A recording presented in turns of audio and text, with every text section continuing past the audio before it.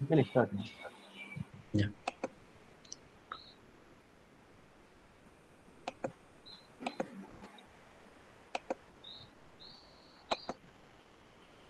I hope my screen is visible to all of you.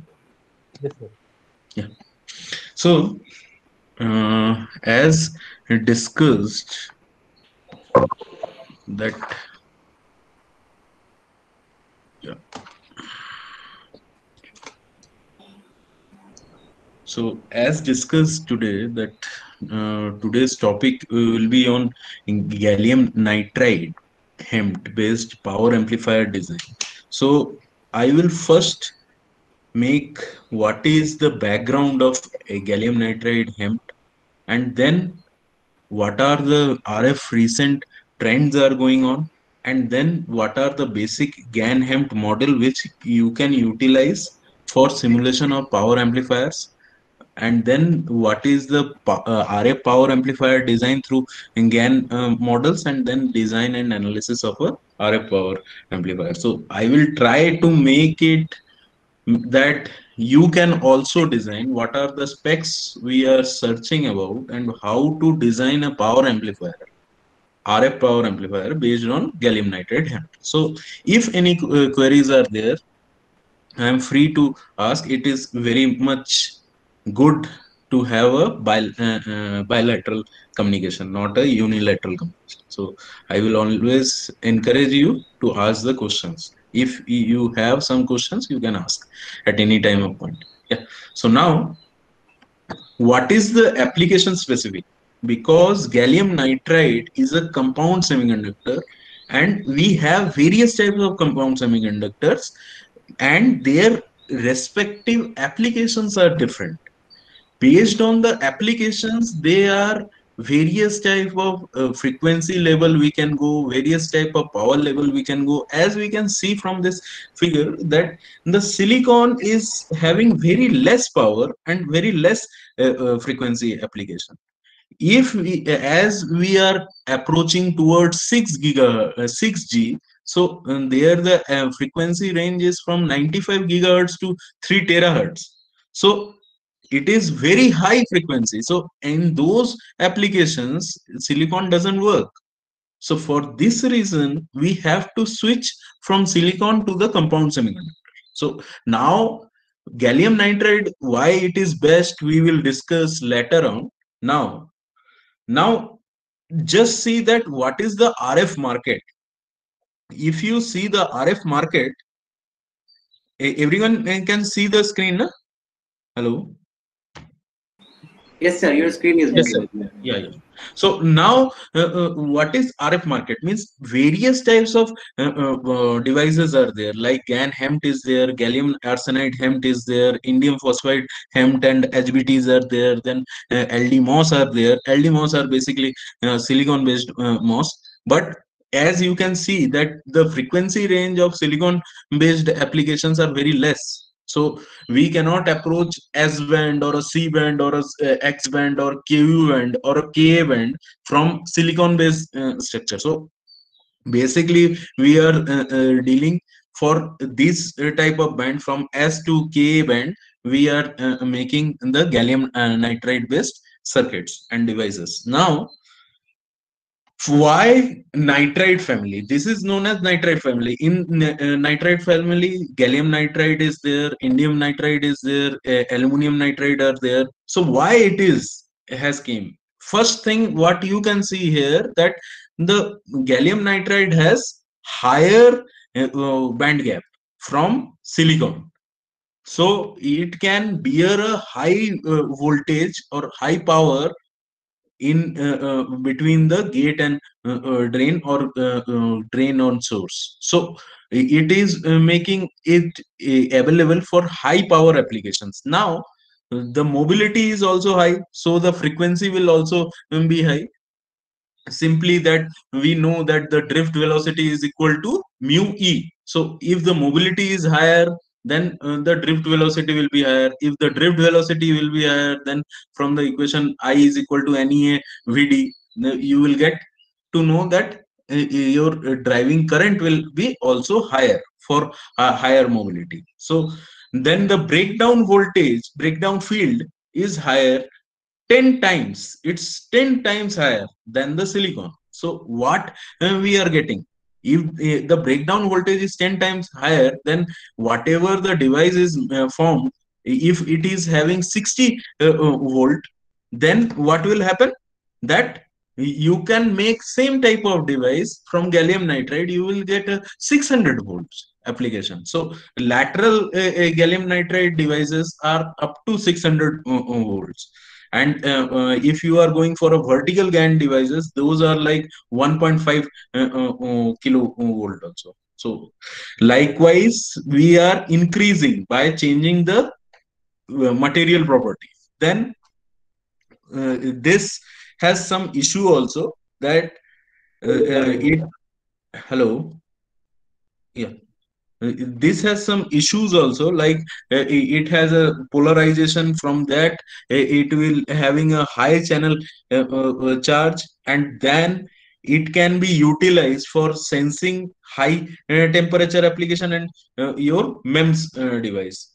So now the for the higher band gap, it can also go for a higher temperature application. So as you know that if a power amplifier or any power devices is always turned on, then the heat dissipation will be H is equal to I square RT. So as the time increases, I square driving current is increased, so the heat dissipation will also increase. So if the heat dissipation is there and sink is also there, then also the driving temperature will be rising. So to withstand with a high temperature, the device based on the gallium nitride should constrain that. So that is being seen here properly. Now GaN applications and processes. Now nowadays GaN is utilized in four major domain. One is your power, which is electric vehicle and solar based devices. Then the RF, which is the 5G towers. Whatever the towers you are seeing in that towers BTS station, you have to have design a GaN based power amplifier. Now for visible light, as you all know that GaN is having a direct band gap. So direct band gap means Eg is equal to 1240 divided by lambda. So from this value we can get the excitation wavelength of that. So every direct band gap material can be utilized for any kind of photodiodes or LEDs. Now UV detection, as the UV market is increasing due to this corona pandemic, so UV detection is also there, means every water purifier is also having a UV part. So basically we are focusing on lambda is equal to 252 nanometer wavelength. So UV detection is also a part. So these are the four major parts where the human society can be served by the gallium nitride based applications. Now how I have just sum up that what are the material properties which are affecting the your high switching application, means you need a high switching application for your loss, and your losses should be very low. So intrinsic property is your first junction temperature and the high electron mobility. So from high electron mobility, you will get no recovery time during switching. So you have low losses, less energy is dissipated. Whereas in its counterpart of silicon-based CMOS, it has a switching problem. Means it has a rise time and a fall time, higher rise time and a higher fall time, and the power dissipated is also there in static and dynamic power dissipations are also there. So here, due to no recovery time during switching, so the losses will be less and the high switching frequency will be implemented. Then for losses, if the losses are less, then the cooling is need very less, means the heat sinks are very small, so the system size and weight will reduce. and the high switching means smaller filters and passive components. Now the impact on operation, impact on power module, and the impact of power system means power amplifier needs both knowledge, means you have to have get the knowledge of power as well as the RF part for designing a power system. So now it's a basic thing that what is the difference between transistor and a diode. Diode, as you all know, that these are basically, ideally it is a unidirectional flow of current is there, bidirectional flow is not there. And in transistor, unidirectional is there, but one controlling part is there, that will be the third terminal. So in diode, no controlling is there. In transistor, controlling is there. Okay, so now we come to gallium nitride. Basic of the gallium nitride. The atomic structure of gallium nitride is basically a Woodside structure. It is like you can see here that it is a hexagon, close packed hexagon. Inside a close packed hexagon, one more close packed hexagon is present. So this type of inter close two close packed hexagon is known as Woodside structure. So now what happen when we are epitaxially growing some algan over GaN over algan, then what is happening, that the polarization charges accumulated at the interfaces, and then it will be subtracted, means if the polarization of this atom is there, that will be subtracted from this atom. So at the interface only we will get the exact charges, that positive or a negative. This is known as polarization charge. This is known as polarization charge. Whenever there is a 2-deck, means two-dimensional electron gas is formed, as there is a algan and GaN has different band gap, so there will be a band gap offset, and in that band gap offset there will be a two-dimensional electron gas produced. For that, the interface charge will occur. So this is known as polarization. Getting my point? So for algan, the your spontaneous polarization and the piezoelectric polarization will be at the downward side. For GaN, spontaneous will be downward side, and for algan, spontaneous will be on downward side. Spontaneous means as if we are growing a heterostructure, we are getting a polarization. Those are the naturally occurred polarization. Those are known as spontaneous polarization. And this piezoelectric polarization is due to the piezoelectric effects. Means if we are applying some voltage, then what will happen? For that reason, this piezoelectric polarization occurs. So it is basically a Woodside structure, which is a distorted hexagonal, lacks inversion symmetry, and each unit cell is polar or dipole at interface. As you can see here, each unit cell is having a positive or a negative charge on the surface. So everything will be cancelled out in between, and only the interface charges will be present. So exhibit a spontaneously polarization if there is a strain. What I have told you, if we are applying some voltage, we are creating some strain, and then from that we are getting a piezoelectric polarization. So now how the GaN HEMT is formed. So now what we are doing, gallium nitride is there, epitaxially we are growing a algan layer. How we are growing a epitaxial layer? By utilizing sophisticated tools like MBE, molecular beam epitaxy, or your MOCVD, metal organic vapor chemical vapor deposition.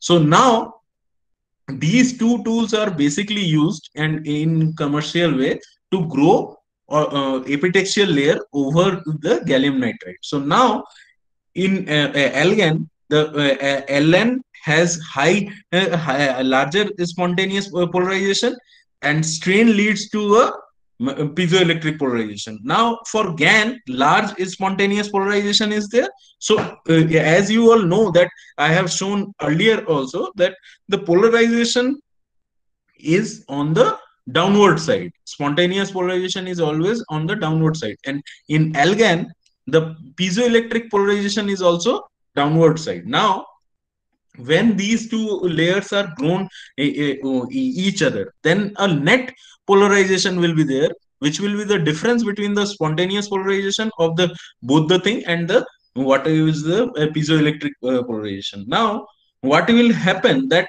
if we are seeing the spontaneous at the interface, the delta p, which is the very change in the spontaneous polarization, you can see it is very high, means the spontaneous polarization difference plus piezoelectric polarization, these are very high. So now what is happening that there is a surface from there, AlGaN is there and the GaN buffer is there. It is not straight line, it will be a having a some band offset. As you all know that whenever two material junctions are formed, there will be a Fermi level attachment, and if the Fermi level is attached, then what will happen, there will be a two-deck generation, means two-dimensional electron gas generation will be there. So this is due to the band bending of the AlGaN as well as the GaN layer at the interface. So at the interface, what is happening that the delta P is higher, and as the delta P is higher, the two deck will also be higher. So as the polarization charge increases, the two-dimensional electron gas will also increase. Why it is known as two-dimensional gas? Because the electron present in this two-dimensional gas will only can move in the X and Z direction. Y direction it will not move, because here it is getting a barrier from a GaN, and here it is getting a barrier from AlGaN.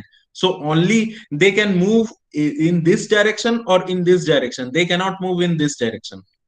So for this reason, for maintaining one, retaining one dimension, what will be there? If the movement of electron is restrained to only two dimensions, what will happen?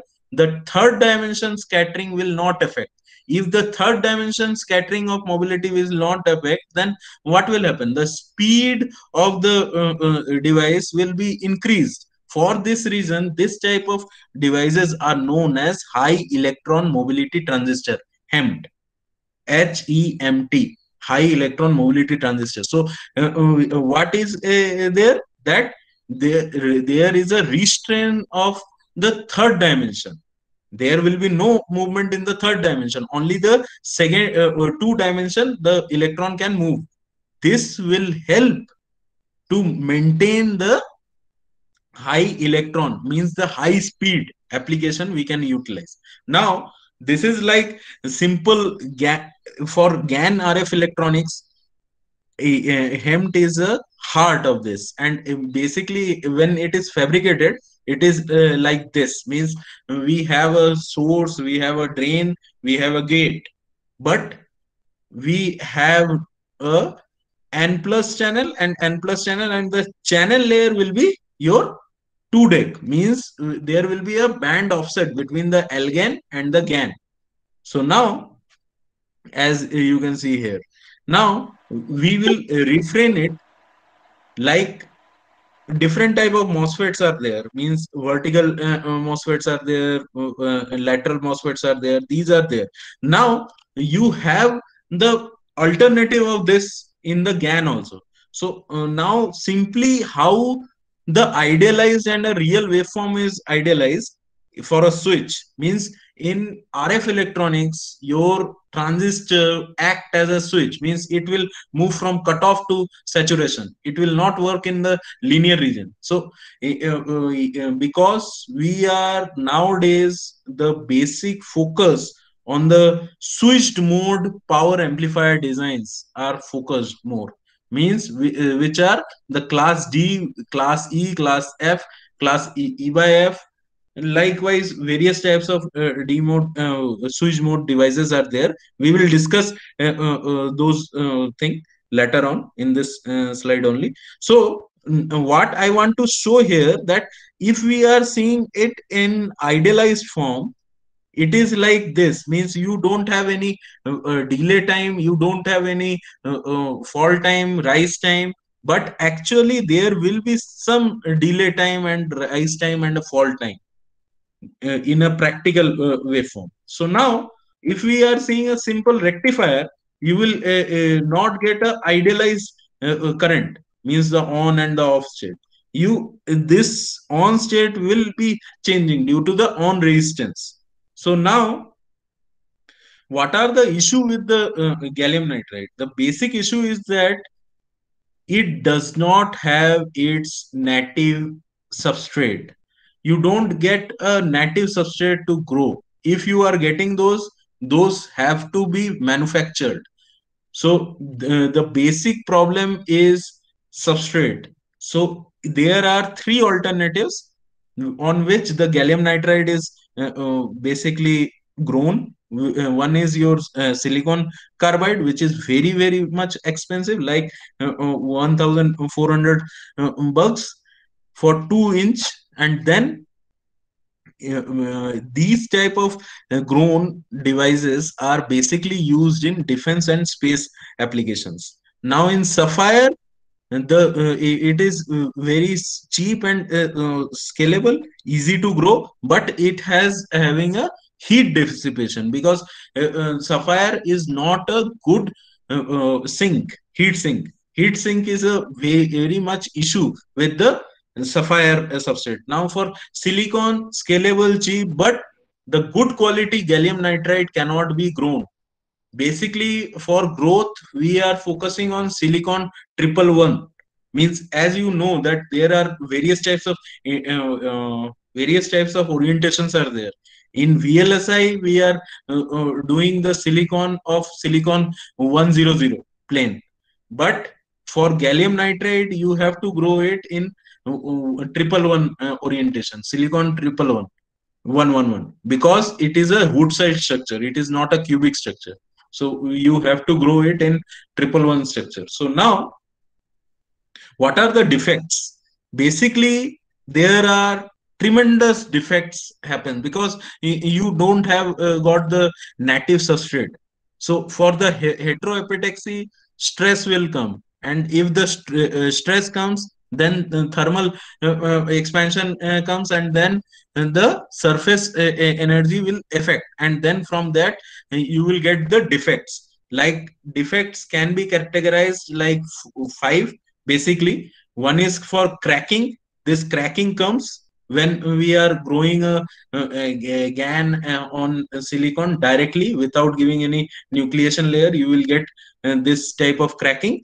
And then delamination means you will get holes, bigger holes in the indium nitride growth, and then you can see the GaN boundaries. So you will not get a smooth surface with a very less roughness. So you have get this thing, grain boundaries, and then dislocations. Whatever the growth is there, as you can see from this interface to this interface, there is a dislocation. Twinging, various types of dislocations are there, area based, point based, line based, various types of dislocations are there. And then you will see that hexagon pits are formed. So these are the basic issues. And how you are characterizing, how you are getting these values, by seeing a FSM, by doing a TEM, or by seeing a cross-sectional FSM, by doing AFM, atomic force microscopy, and by seeing a SEM. So these characterization tools are basically utilized for seeing the defects.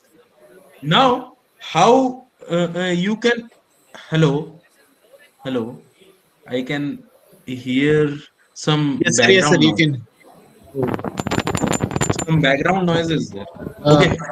Akshay, you can turn off your mic.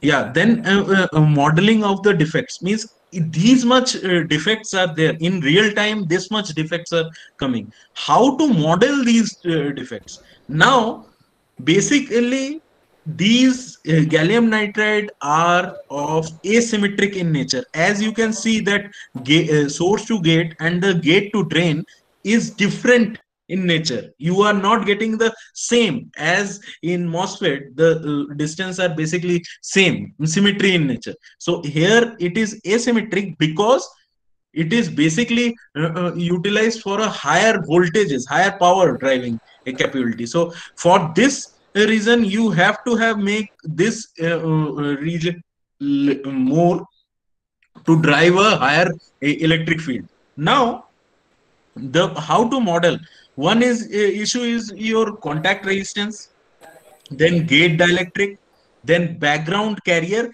Means whenever you are fabricating or growing a epitaxial layer over a epitaxial layer, what is happened that there is a unintentional doping occurs. Unintentional doping means we are basically growing it in about 10 to the power minus 8 torr, means like a vacuum.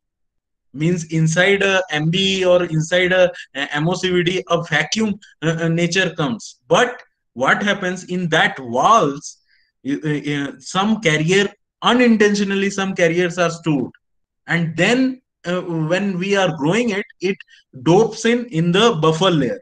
In every layer it dopes. So that is to be modeled. So for this reason, background carrier to be modeled, and these due to unintentional doping, this background carrier impact on the effect of the buffer leakage. Means whatever the leakage is occurring, means at higher voltages or higher frequencies, what happens that the device become leaky in nature. Every device becomes leaky. Means in those time, what happens, the in the background carrier, the traps are there. Those traps slightly discharging their charge values, then a leakage path will occur between the source to the substrate. If it happens, then your device get destroyed. You cannot utilize that device. So now the excess resistance, basically contact resistance, gate dielectric, and dislocations. These are the basic issues, pertaining issues with the gallium nitride based HEMT, and the modeling are on these parameters only. Now, the switch condition, when we are switching from on condition and off condition, these are the two things for a switch.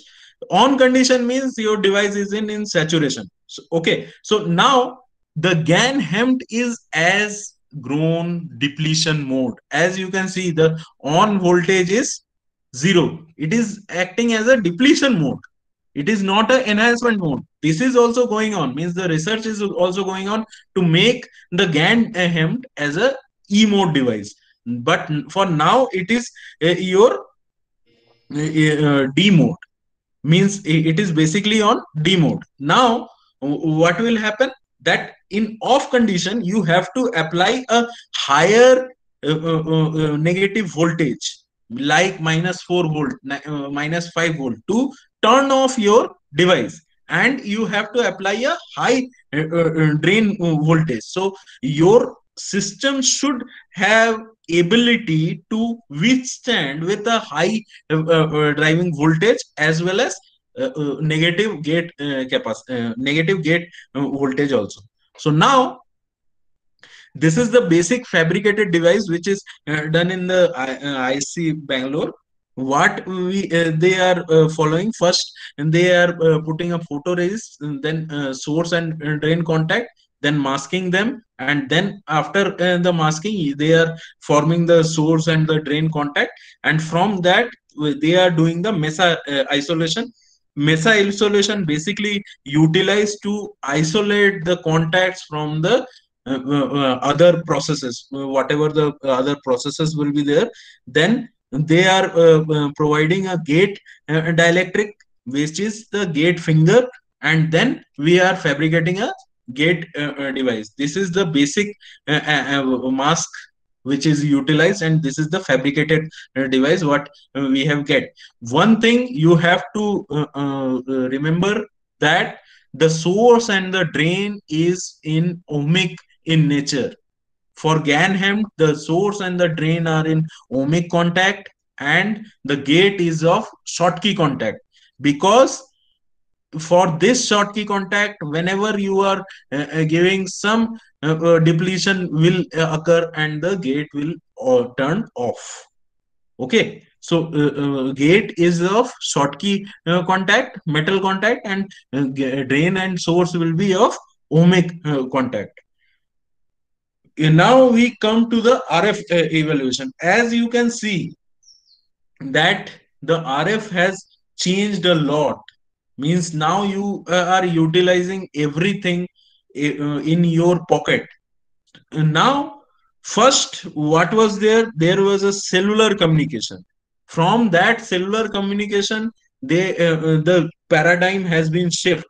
Means the signals firstly send through the analog waveform, and then due to different type of digital communication modulation techniques have came, like OFDM, QAM.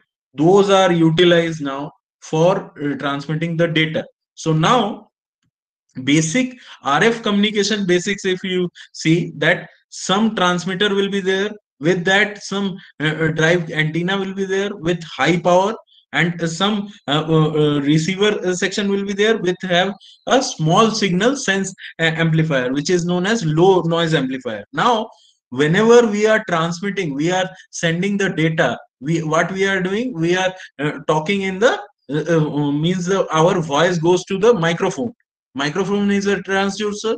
Now from that microphone, that signal is processed in the baseband signaling, and then it is transmitted to the RF front end, which is the RF power amplifier, and from there it is transmitted to the microwave design, which is the passive microwave design, which is your antenna, and it is transmitted to the other side.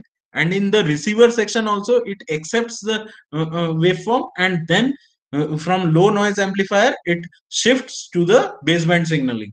Means the up conversion is done in the transmitter side, and in down conversion side is the your LNA side or receiver side. Now one generic RF transmitter, as you can see, if you are making a RF trans receiver, no one can say that I can design the whole RF trans receiver, because as you can see the paradigm in this RF trans receiver design is corresponding with the four big things. One is your microwave design, which is basically on your antenna and the passive filters design, and then the RF circuit design, which is based on power amplifier, LNA, down converter, demodulator, oscillators, PLL, and then comes the analog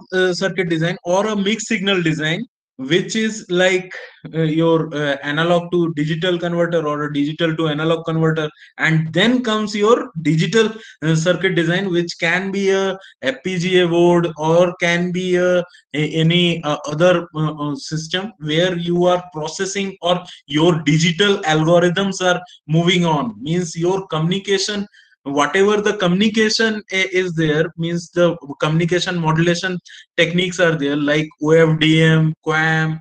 Those all techniques, algorithms are processed in the digital baseband, and then it feedback to the mixed signal design, and then it feedback to the RF circuit design, and through microwave design it pass on. So this is the basic generic RF trans receiver design, and today's topic is basically on power amplifier design. So we will be focusing on only one part of power amplifier design of a whole trans receiver design. I think I have able to convey what is our topic. So now, evolution of microwave wireless communication. As in 1970s to 80s, 1G was there, only voice services are there. Then 2G comes, the data and the voice can go, means the messaging, you can do the messaging. Have you heard about pager? Means in that time pager is used in, you can message anyone and the message will be displayed. So then it comes edge technology, which is known as 2.5G to 2.75G. And then in that you have the GPRS with it. And then your 3G comes in 2004 to 2005. And then 3.5G comes, then 4G comes. Now in India, basically everywhere you can utilize 4G. So now 5G, some like Geo Fiber is now giving you the 5G application. But in your mobile communication like Airtel or Vodafone, if you are using those things, you are not getting a 5G data. It is expected that it will come in near future. As the 5G comes, there is a big thing attached with it as Internet of Things. If in 5G comes, you will get a high data rate. As you can see that 1 to 10 Gbps data is there. Then the Internet of Things will also collab with your existing communication technology. So as you can see that mobile wireless communication is very much increasing day by day, and the applications are also increasing. Now it comes the 5G promises. What are the 5G promises? Like massive IoT will be there, low latency will be there, as the data rate will be higher, low latency will be there, and broadband application will be there. Means the capacity will be very high for the channel length. Channel capacity will be very high. As you know from the Shannon theorem, that capacity, channel capacity C is equal to bandwidth into log 1 plus SNR. So now you know that if the bandwidth is higher, because you are working with high frequency in the 5G. In 5G, you have two subbands. One is in 28 gigahertz to 40 gigahertz. Another one is your sub 6 gigahertz. So these two bands are there. For this band, higher frequency is there. For higher frequency, you will get a higher bandwidth.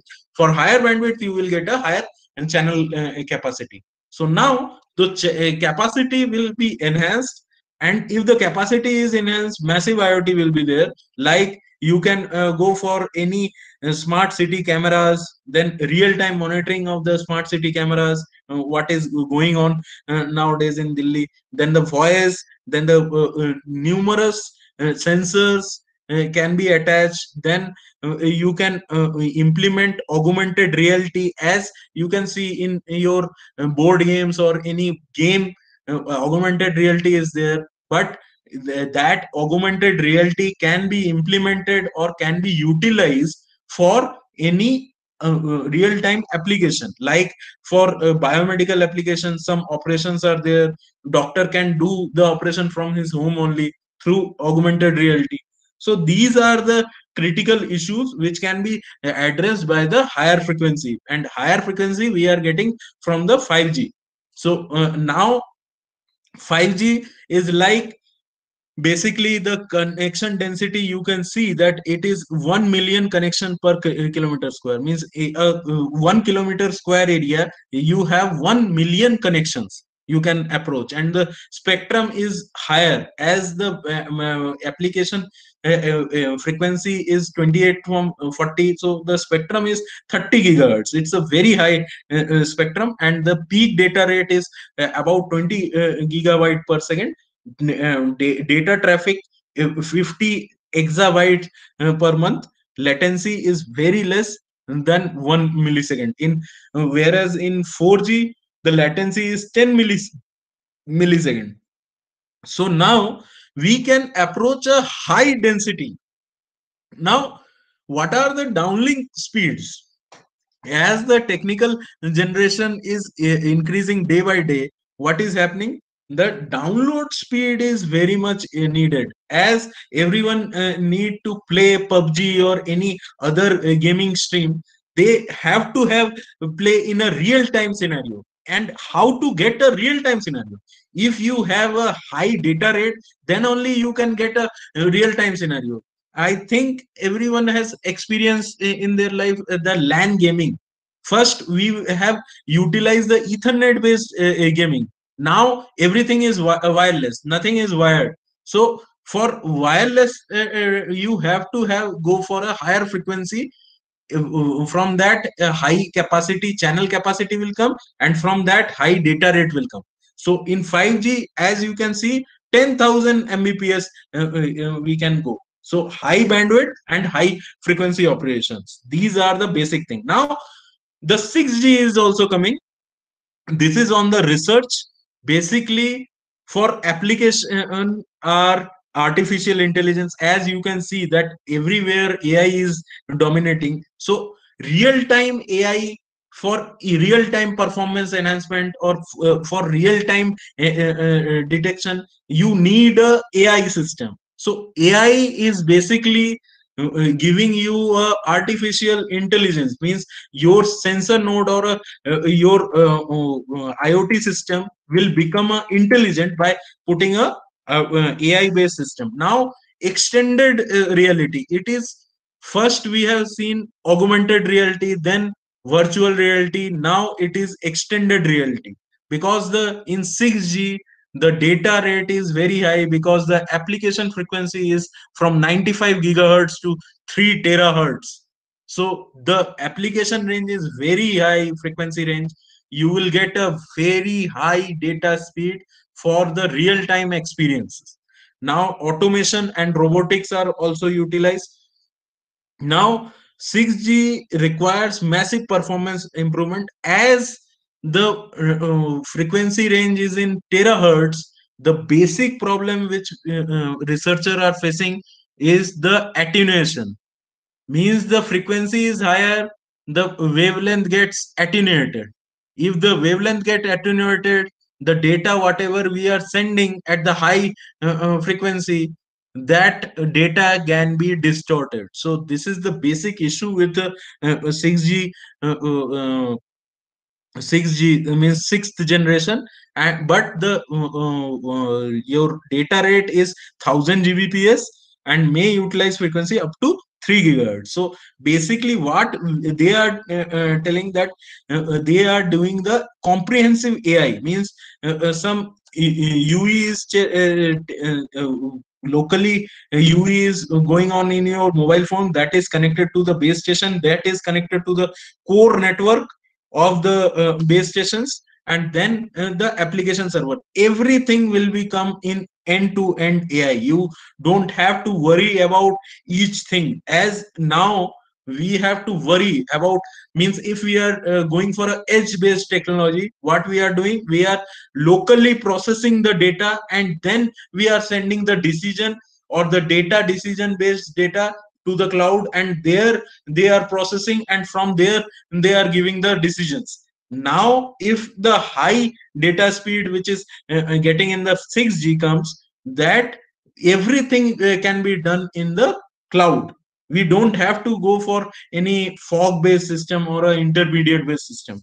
Now as you can see that the coverage is very high, because everything is uplinking to the satellites, which are the low earth orbit satellites, and then downlinking it. The surveillance of a larger area can be done through 6G. This is the basic motivation to bring the 6G. Now in 5G, what is we are getting, that peak data rate is there, cell edge data rates are there, then cell spectrum is there, then latency is very less, as it is 1 millisecond, then your simultaneous connections are there, so many connections we can do, and it is mobility is there, and the cost efficiency is also there.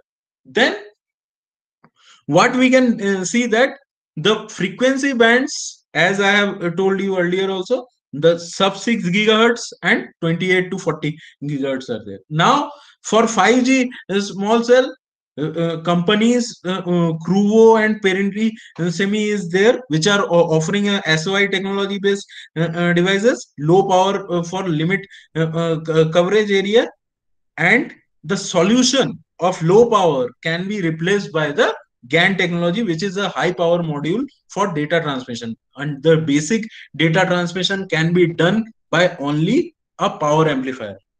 So now what is happening in the 5G? Basically, it is a MIMO, massive MIMO structure. Means several antennas are there. Several antennas are there, and each devices are communicating with the antennas, and the number of element is basically on package size is increased, and the power dissipation, DC power dissipation, static power dissipation is also increased. So this is the basic transceiver design, which is having a transmitter as well as the receiver section. So now, yeah, and these are the switches, SPD switches. Means these are single pole double throw switches. Means single input and double outputs are there. So single pole double throw switches are there. So now, what are the power and the efficiency? If we are comparing various types of technologies like GaN, GaAs, gallium nitride, gallium arsenide, lateral diffuse MOSFET, SOI, CMOS, indium phosphide, silicon germanium, we can see that the GaN has the ability for a high power amplifier design. Means narrow and broadband power amplifier can be designed easily by GaN, and efficiency of the GaN is also higher. So now, how we can say that GaN is dominant in RF? Because GaN basically utilize for RF switches, high power amplifiers, and the enabling networks are like efficiency will be higher, carrier aggregation will be higher, and then the your massive MIMO can approach can be done, and then your IoT applications can be put if we are getting a high frequency. As you can see here, that for NB IoT, it is for sub 6 gigahertz. RF switches are mainly used, and RF switches are basically for GaN based RF switches. Now, energy budget and losses. That basic energy from the power plant is lost by your base station in the telecom site. Means 80% loss is there in the telecom site, and transmitting is very less loss is there in transmitting. So this base station loss is due to the major part of the base station loss is due to the power amplifier power dissipation. And the efficiency question can be addressed by 50 to 60% base station power is taken by the power amplifier, and 15% of total energy is transmitted. Means you are applying 100 and you are getting only 15%, means 85% has been lost. So different type of lossing is there. One is telecom side, then is your network element, then your chips element, and then it is transmitting. So energy, if you are break the energy level, you can see the power amplifier is getting from 50 to 80%. So major power amplifier research is due to this initiative, that power amplifier is consuming lot of powers. So to minimize that lots of power, if we are making the half of this also, then also you can utilize a large number of data. So active research is going on the power amplifier design. Now for air conditioning and the signal processing, you cannot do anything from this thing, but you can do lot of work in power amplifier sector. For this reason, because it will decrease the energy level. So now, if we are simply comparing a LDMOS with a GaN HEMT, what we can see that the GaN HEMT can be utilized for a higher range, and LDMOS can be utilized for a lower bandwidth range. So inference from these two images are there. One is your GaN wideband gain is higher, and then LDMOS would need 4 carrier channel to replace one GaN channel. Means the channel, as you can see, it is only of 200, and it is here about 400 to 600. Yeah. So now how the size is reduced means the gallium arsenide based devices has been reduced drastically. Now the GaN based device is 82% reduction with a 4 x power density. Hello, anyone has any questions? Hello. No.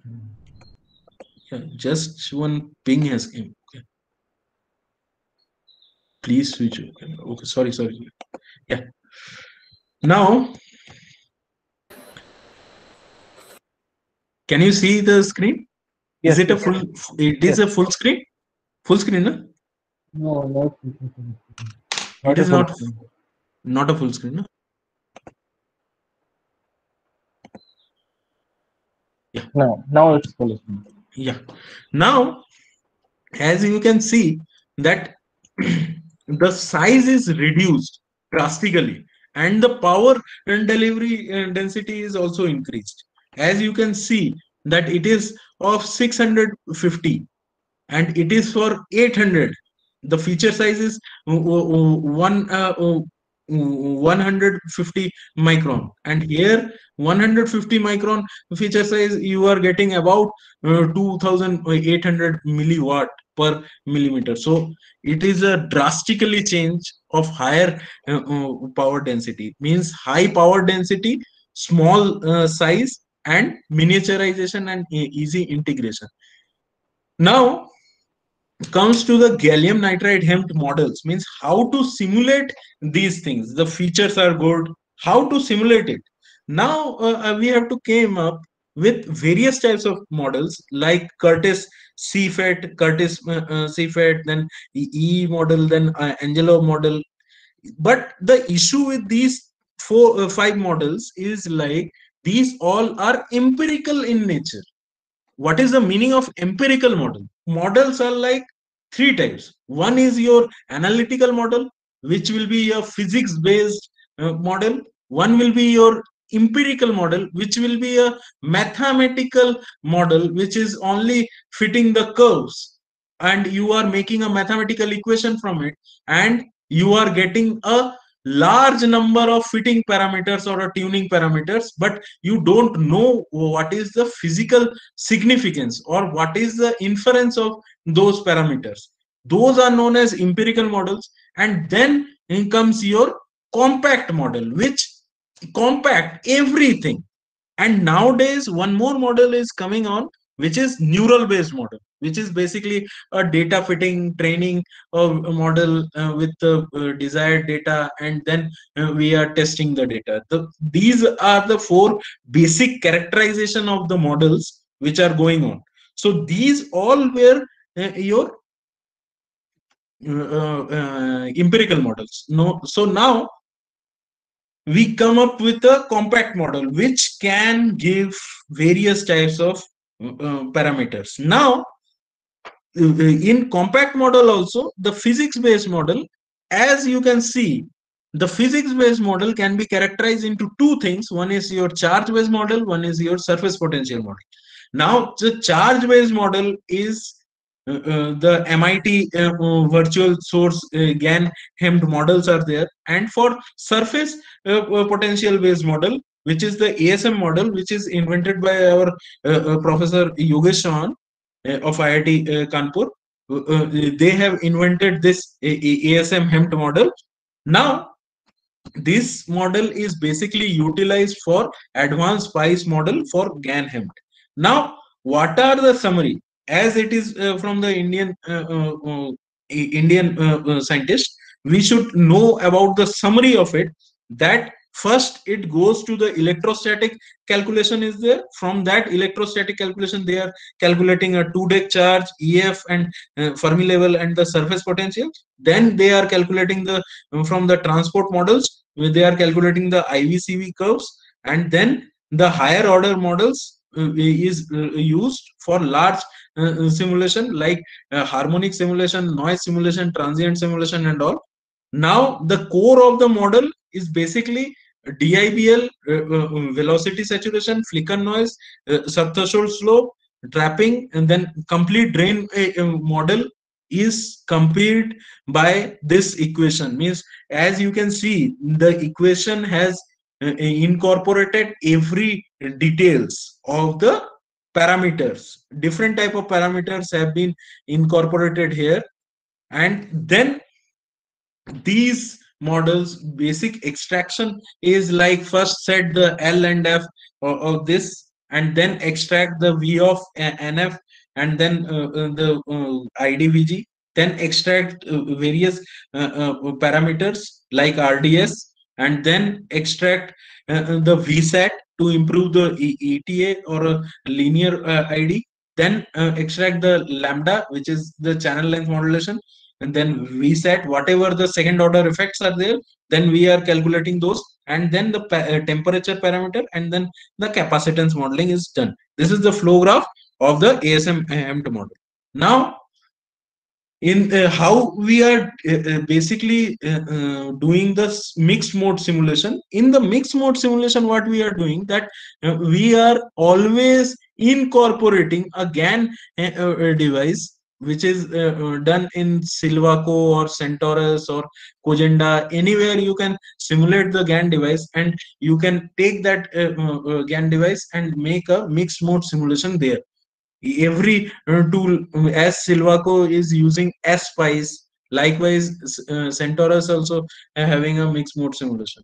Yeah, so now basic measurement for modeling GAN. As you all know that to make a model, what is model is like a mathematical equation which satisfy the experimental characteristic.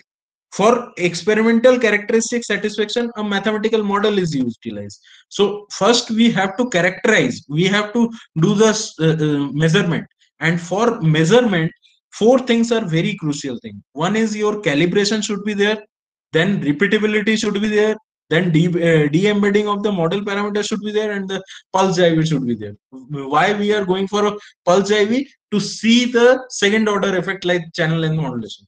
So you cannot see the channel length modulation in a simple IV. You have to do a pulse IV for it. So now suitability of model, equation sets are there, then some physical meaningful parameters are also there, and then the testing will be there.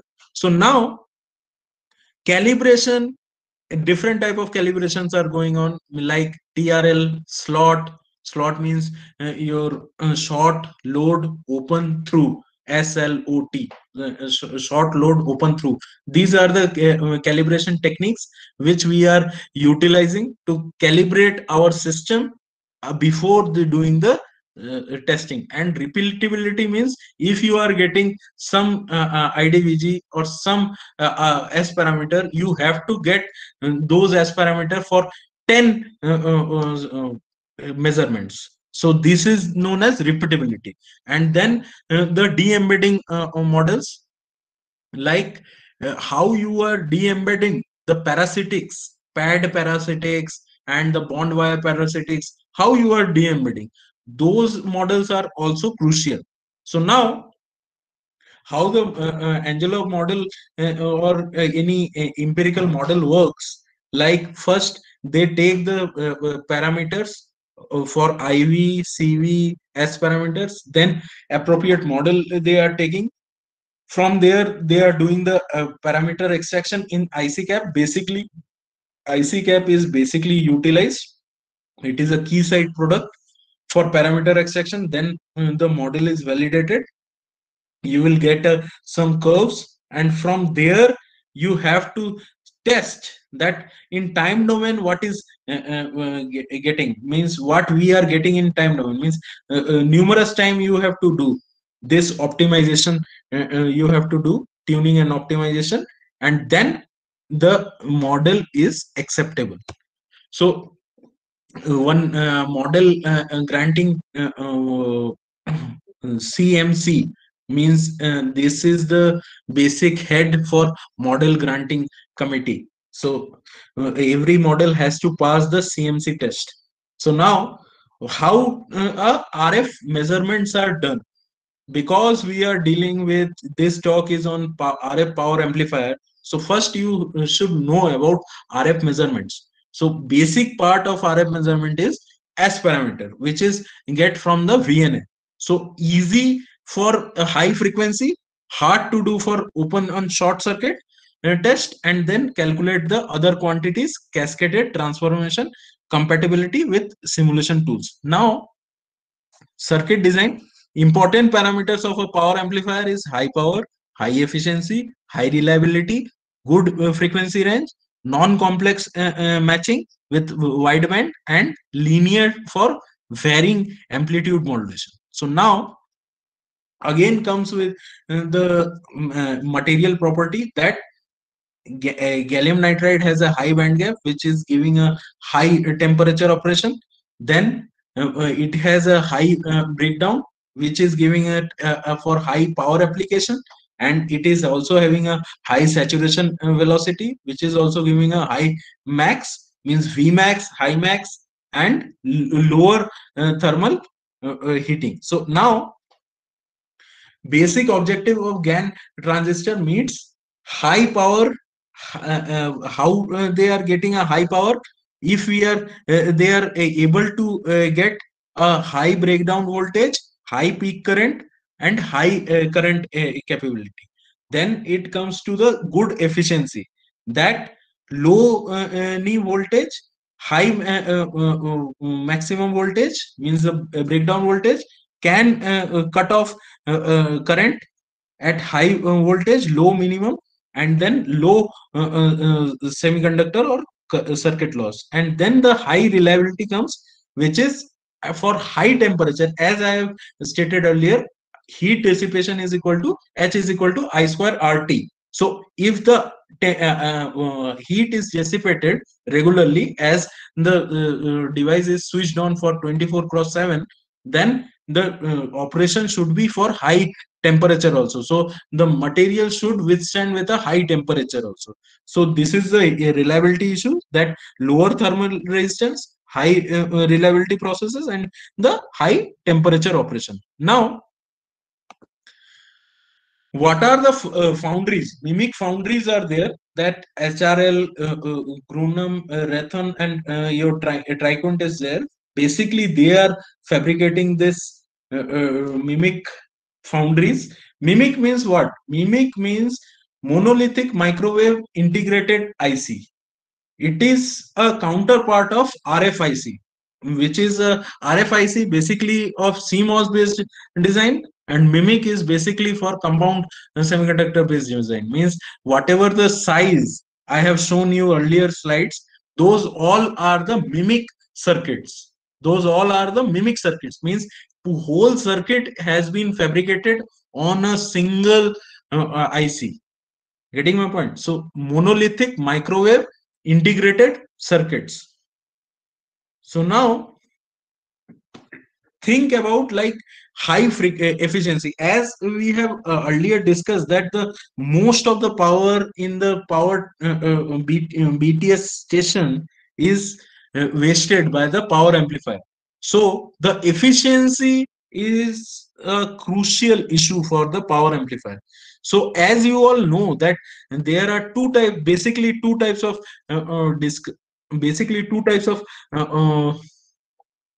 power amplifiers are there. One is continuous, one is switched mode.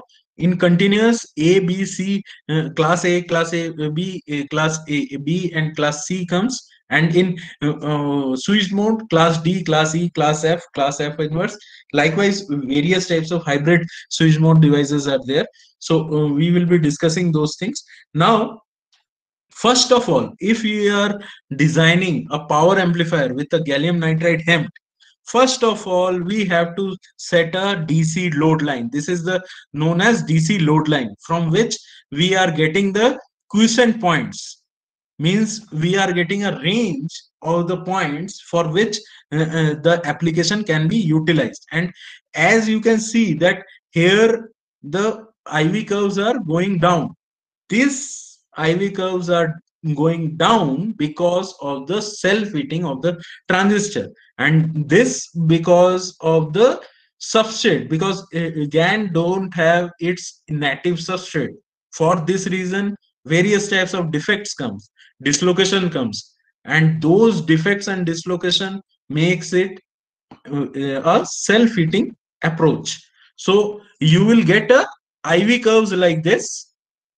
Now from this IV curves, load line curve, what you are getting, that you are getting a maximum range, maximum voltage range and minimum voltage range, maximum driving current, and from there you can calculate what is the maximum resistance, that will be Vmax minus Vin divided by Imax, and the power dissipation based on the relation, and then from that you can determine the PAE and the efficiency of the gain. So now first, you have to select the load line selection. Examine the load line and adjust the P in VGS or load until you get a good voltage and current swing. These are the voltage and current swing.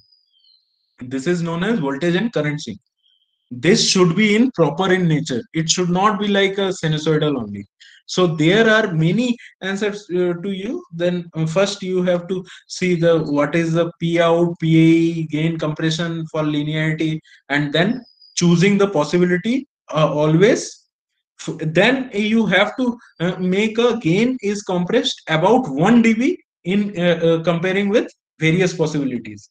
Now you can do an optimization process like this. Like we have simulated the device, as we know the what are the quiescent points from the load line. We have applied those and we have simulated those. A simple GaN-HEMT class A amplifier.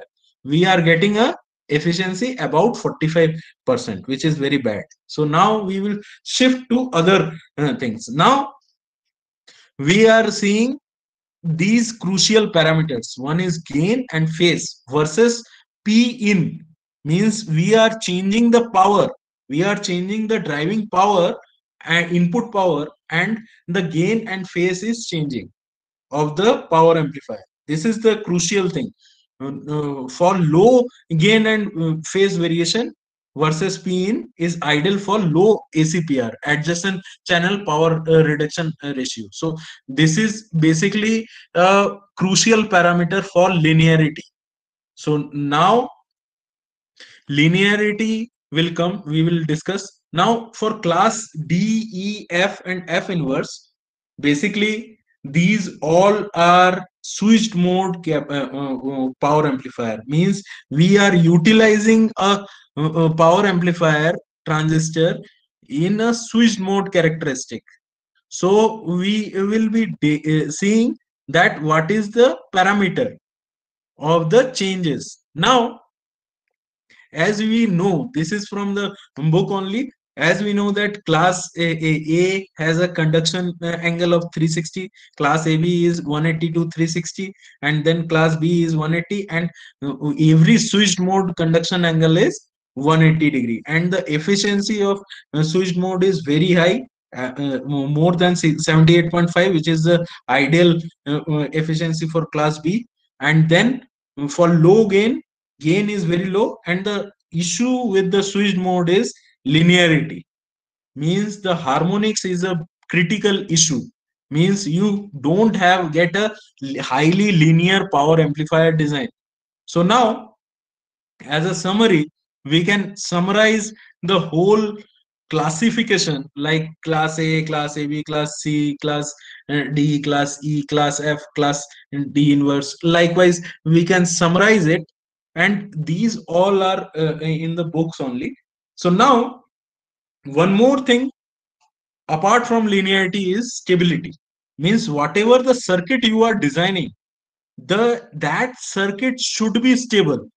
For stable operation, one thing, one golden rule you have to remember, that no circle, stability circle, come inside the Smith chart.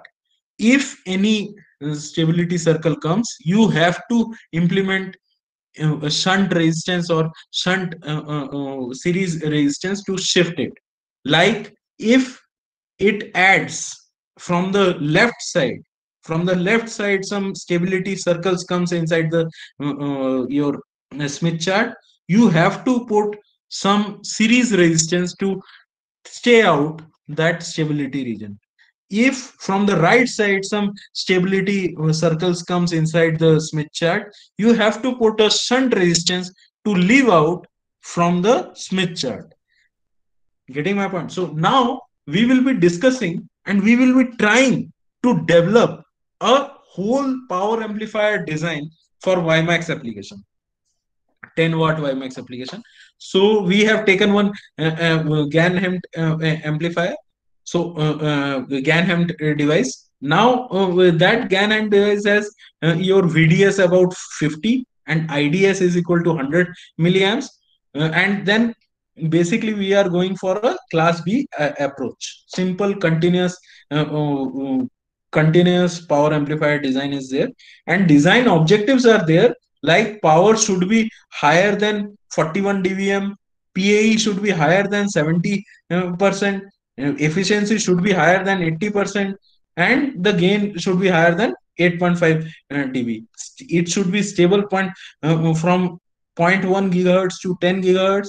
Input return loss should be higher than less than your 15 dB. So now by this specification, first what we do, as I have suggested you, first you examine the IV curves of the device. If you are examining IV curves, what you are getting a load line. If you are getting a load line, you know what are the quiescent point of your device, and if you are getting a quiescent point, then you know what is the limit, maximum limit and the minimum limit of the voltage and the current which has to be applied. So now after that, examine the load pull data, which is the basic data by changing the quiescent point.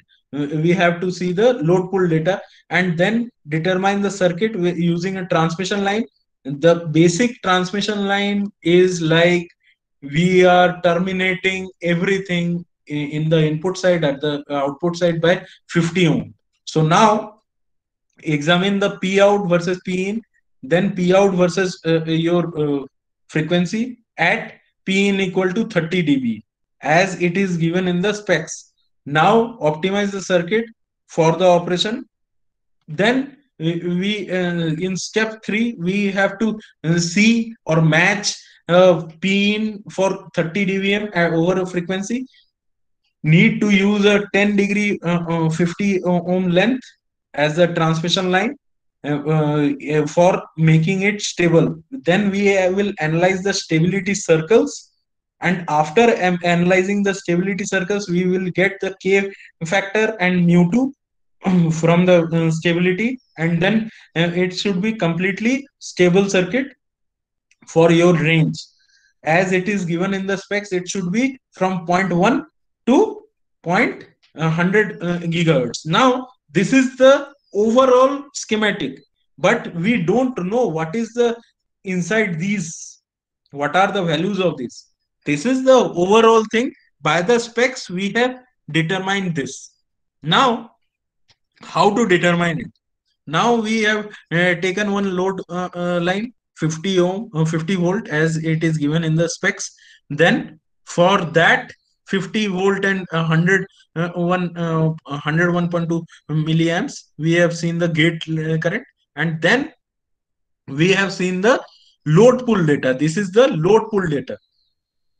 And how you can do the measurement of load pull data? There is a Mori based devices are there which are dedicated for the load pull analysis only. So now after seeing the load pull, we will sweep the input power and we will see the gain corresponding to it. And after seeing it, we have to match the input impedance. After matching, what we are seeing that here the magnitude was lower, here the magnitude is higher and the degree is lower, so it becomes matched.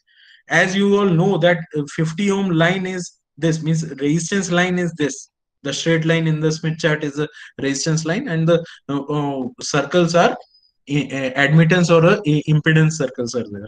So now if the unstabilized thing is coming, means the circle so many circles are inside the plane are coming. So we analyze the mu2 and k value. As we can see that it is higher in the range of 2.1 frequency, so it is becoming unstable in that frequency range. Then what we are doing, we are putting a same analogy of shunt and series impedance.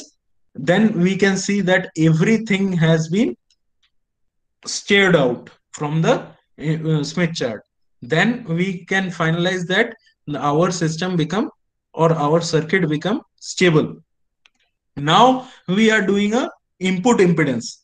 When we are doing a input impedance, we are seeing the curve is like this, means it's not a straight line. In the previous one, what we are getting, a small line.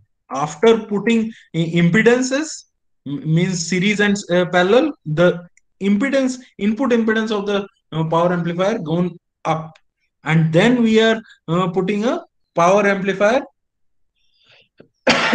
sorry. Then we are putting a power amplifier input driving power with respect to the various types of your Ganham. So this sweeping is always needed for power amplifier, and this is known as large signal measurement. Means where we are changing the inputs power level by and seeing the what are the output power levels. Now we can able to design our circuit, and we are able to design that what are the values, what are the values of resistances, what are the values of capacitances. These all we can see easily. Now this is the way to design a power amplifier from nowhere. We only have the specs. From the specs, we have designed this amplifier. Getting my point? So now I will be showing you that the previous one was your continuous mode power amplifier. This one is will be your switch mode power amplifier. This is our group has published the work in the device conferences. So now how they have designed this, means how they are getting these parameters. Basic, whenever you are designing a power amplifier, you have to have see four things. One thing is your device should be biased properly. So a biasing circuit is needed. A proper biasing circuit is needed. And this biasing circuit is only for drain, and gate also one biasing circuit is there, because we are dealing with a depletion mode device. We are not dealing with a enhancement mode device. So for depletion mode device, we have to have give a negative gate source voltage to turn off the device. Means we need to work on the transistor should work on cutoff and saturation. For cutoff, you have to implement a negative voltage. Here for Cree based Ganham model, the negative voltage is minus 2.7, and this is known as gate bias. Means one is your drain bias, one is your gate bias, and then input matching, and this is output matching. So whenever you are designing a power amplifier, you have to have need four things. One is your drain biasing network, one is your gate biasing network, one is your input matching network, one is your output matching network. So these four things are crucial, and these four things comes up with the optimization techniques. Several optimization techniques are there. If we are using any simulator, the simulator itself has some goal and optimizing circuits technology, like GA genetic algorithm is there, particle swarm optimization is there, various types of optimizations are there, meta heuristic optimizations are there, naturally inspired optimizations are there. Those algorithms work in behind of that simulator, and then they are giving a optimized or a tuned circuit. So these values you will get from there by tuning the whole circuit. And for this case, we have some specs. That specs will be achieved by this circuit. So we have given doing the tuning, and we get the values. And after getting the values, we are doing the stability analysis. As I have told you previously also, first you have to do the input output match, and then after getting a match, you have to see the stability factors. And after seeing the stability measures or the stability factor, you come to know that at what frequencies your system is working fine, and at what frequencies the system is going absolute.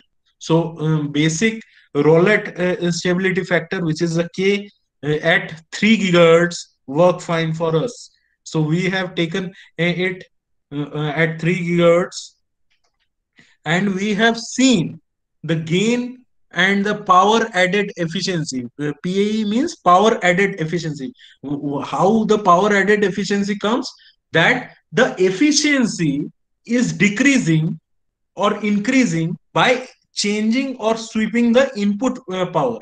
If it is increasing, means the input power change is adding some efficiency to the main efficiency. So for this reason, it is known as power added efficiency. If you are testing any circuit at 5 dBm, and then you are testing it in 50 dBm power, so the characteristic of the output power efficiency will be higher, because you are driving the whole circuit at the higher powers. So your characteristic will be higher. So this is known as power added efficiency, and this is the basic which you have to see. And another efficiency is drain efficiency. Drain efficiency means the output efficiency. Basically, the output efficiency is known as drain efficiency. Now the PAE percentage is changed, and the gain is changed. And after this, we have to go for a linearity test. And for linearity test, three things are there. One is your gain compression. 1 dB gain compression, we have to see that at what frequency our circuit is giving 1 dB gain compression. Means at higher frequency it is compressing, as we have simulated and characterized. And then intermodulation testing means if the carriers are there, if the unit of intermodulation is dBc, means the carrier relative to the fundamental. For this reason, it is known as dBc, decibel per carrier, relative to carrier. So in third harmonics, we have to see what are the property change, what are the implications of in changing the higher dBc idea. And then we are changing it to the fifth order. Means at as you know that even orders always cancel out, and the odd orders are adding up, and this odd orders adding up means the third harmonics and the fifth harmonics. Till fifth harmonics we see for the power amplifiers. Means seventh harmonics doesn't have some major issues, but till fifth harmonics we are characterizing the device and the circuit, and we are seeing what are the performance change. So for summarizing it, first what we are doing, we are focusing, we are designing, we are optimizing four things. One is your gate bias, drain bias, input matching, and output matching. And then we are doing the simulation for stability analysis. Means after matching, giving the matching circuit, what is the impact of the stability on the stability. And then from there we are going, when it is stable at our desired frequency, then we are going to characterize for gain, PAE, drain efficiency, and then the linearities.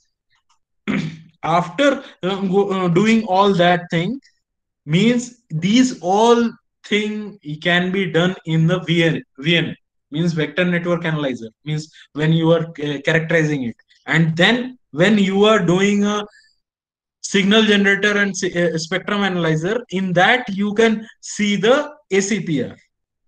Means what is the ACPR of your amplifier, means adjacent channel power ratio, means adjacently how they are impacting on your analysis. Now this is all what you can do by characterizing it. Now this is one more design. This is a ADS platform which I have shown, and one more design of a class AB. Now we are designing a PAE output harmonics. As you can see here also some gate bias is there, some drain bias is there, some input output matching network is there, input matching network is there.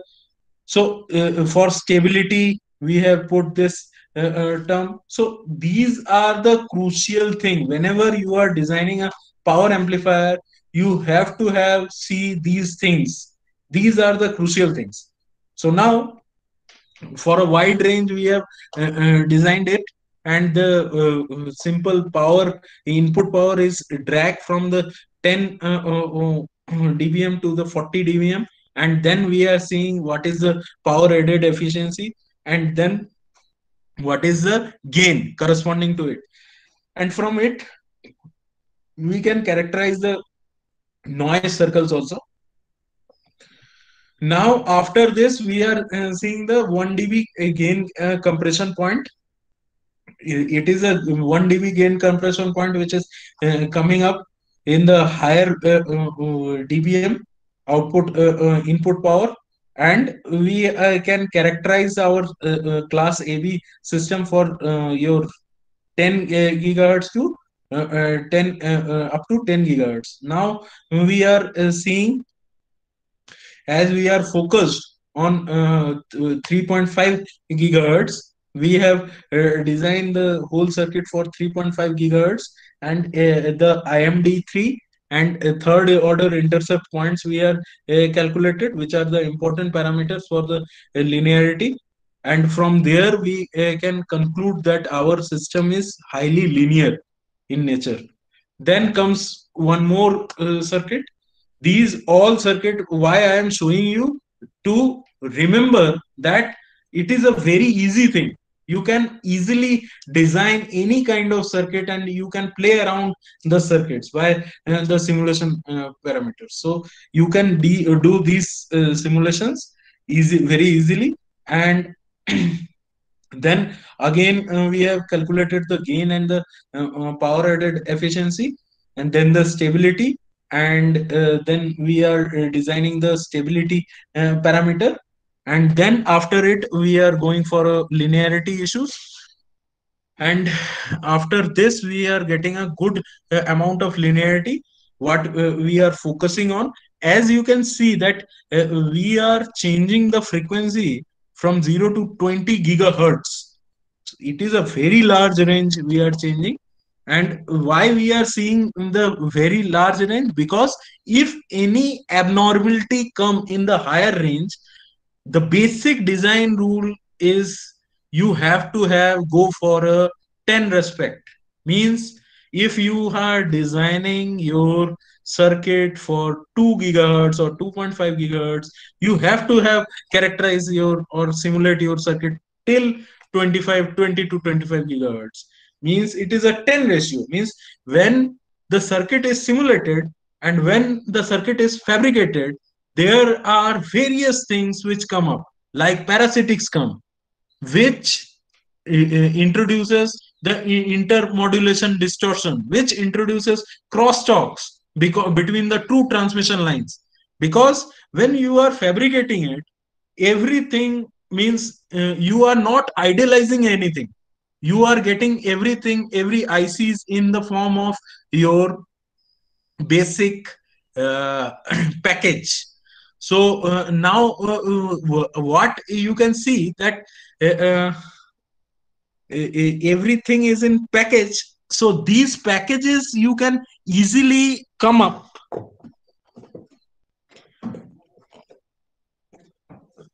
These packages you can easily come up with your bond parasitics and the your parasitics regarding to your packages will be there, and some more parasitics comes when you are drawing a line. You are drawing a line PC on the PCB. Then what will happen that you can, if you are visualizing the things that you are drawing two lines, and if the current is flowing from the two lines, a mutual inductance between the two lines comes, and this also incorporate one type of parasitics. So these all are the basic problem with the fabricated one. So for fabricated, your system should not behave abnormally for higher frequencies. Yeah. So what my point of view is that we are doing rigorous simulations to characterize your device performance very well. Yeah. Now I think I have able to give a short brief power amplifier design, and if any queries is there, you can contact me. Thank you all for patiently. Now the session is open for the question and answer. Yeah. Okay. Thank you very much, sir, for giving a very nice and informative talk about this gallium nitride HEMT based devices, its basics, structure, working, and fundamentals for designing a RF receiver, mainly about the power amplifier design. Also, you have already discussed here that the comparison of the gallium nitride and silicon carbide based devices, and the various models you have discussed which can be used to predict the behavior of the device, Yes, and sir. various simulations and measurement. Also you have discussed how you can measure and how you can model this Yes. gallium nitride HEMT based devices. RF measurement you have discussed the basic in for describing or for getting the RF measurement. We have discussed the basic like ICE parameters, circuit design parameter for power amplifier design, and also you have discussed how we can design a different class power amplifier. So discuss as well as you have discussed the power amplifier design steps and their biasing steps, and you have already shown the various results which your group have done simulation, and the determination of various parameters and a characterization. Definitely, sir. The all the participants will get the benefited from this talk. So I thank you very much.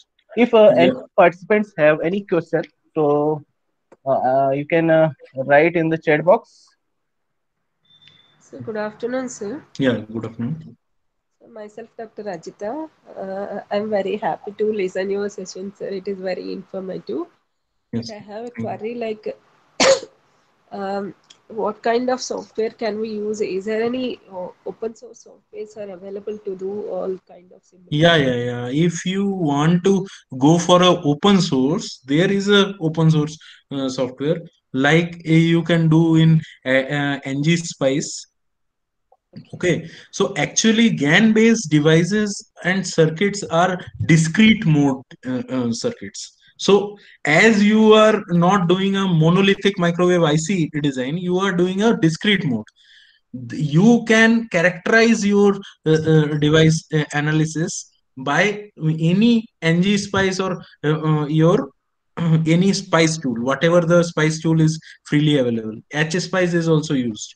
So any spice can be utilized, and then after designing your circuit or after simulating it your circuit, you can take an inference from it, and you can make a layout, PCB layout. It's a basic PCB layout, and then you can put a transmission line based design or a discrete component based design to make a whole circuit, and then after that the thing comes like you have to characterize the whole circuit. Means if you are getting a lot of circuits, then you have to characterize. The basic issue with this is load pull analysis. Means load pool characterization setup is only in some IITs and ISC. So you have to go for their for a characterization purpose, and then you can get a VNA, you can get a spectrum analyzer, you can get a signal analyzer, anything you can get. But for load pool analysis only, you have to go there. So for this reason, linearity in linearity, you don't have to go for load pool analysis. You only have to go for a spectrum analyzer based design. So linearity is basic issues which we are going on, and I will be happy if you are coming, and if you need some help from us, I am very happy to help you out. So I am giving it in the chat box, my group website. You can search it and you can contact me at any time. We have a ADS perpetual license. We have HSFS, means if you want to design a circuit, means a passive circuit like antenna, and you want to integrate it with the your power amplifier, you can do it, because we have the ability and we have the characterization facilities also, like spectrum analyzer, VNA, and everything. So if you want to do any furthermore research, you can collaborate, and I am always open for collaboration. I hope I have given the answer, Dr. Ajita. Yeah. Yes, sir. And one more doubt, sir. Like modeling files, a simulation modeling files, if you want to do in ngSpice and all, we need to incorporate the model files, no, sir. Yeah, yeah, yeah. So that You can directly go to the Cree models. Cree models are available. You can go in the Cree model website. You can make an account there, and they are will supply you the behavioral model, and you can simply utilize those models for your circuit design. is a fine, sir. Thank you. Thanks a lot. And last question, sir. Last one question. Other than the power amplifier, can we able to do some more applications by using this FET, sir? Yeah, yeah, yeah. Means as I have shown you that the whole generic trans receiver design is basically comprises of four things.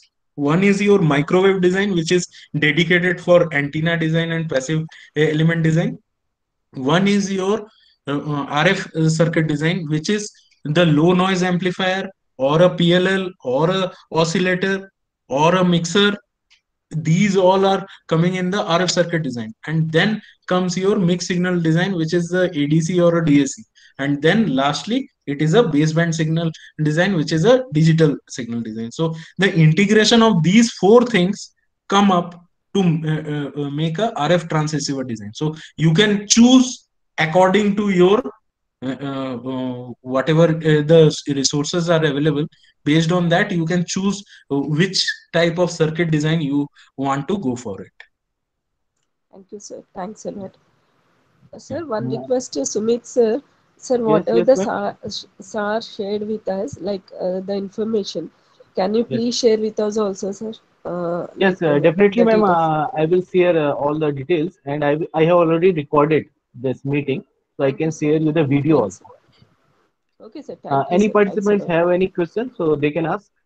Yeah, one question I can see, that I want to know that when 6G, which is currently in research mode, could be coming in reality mode. Can we expect our smartphone to work like boats, which works completely on AI? Yeah, surely it can be done, but actually, after a long decade struggle, the government has sanctioned a test bed for 5G. So we are now, the whole Indian research is going on the 5G, and the implementation of 6G has not yet been done. So 6G, I only just hope that it will take about 10 years, a decade to come in India. Yeah. Any other questions? Any other question?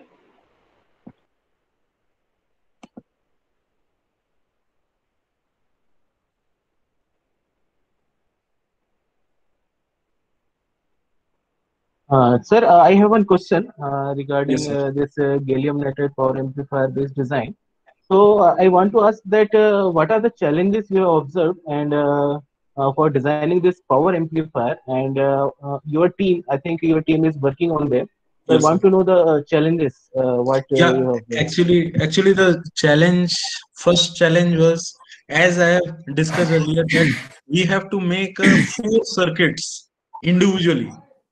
One is for drain biasing, one is for gate biasing, one is for your input matching, and one is for your output matching. So these are the basic four additional circuits, which we have to design by our own self, by tuning optimization algorithms. We have to design those, and by this we have to design the whole power amplifier design. After designing, we have to test for the stability also. If we are getting any stability circles inside the Smith chart, then again we have to redesign the whole system. It's like a iterative manner to remove the stability circle outside the Smith chart, so that our system will be wholly stable. So as I have shown you that the input matching changes as we are implementing some more passive circuits, then the input matching and the output matching get distorted. So again we have to iterate, and again we have to design that. So this iteration process keeps on going, and then after about 10 to 20 simulation, we will get a accurate power amplifier design, and then comes the crucial performance issues like linearity. So if you have designed the whole thing, then you can see that your system is not linear at all. Means your system is giving a deteriorated IMDC. So again, you have to go to the previous one. Again, you have to make the iterations, and again you have to do the same thing. So it's like a iterative in nature. So it's not, till now it is not automated.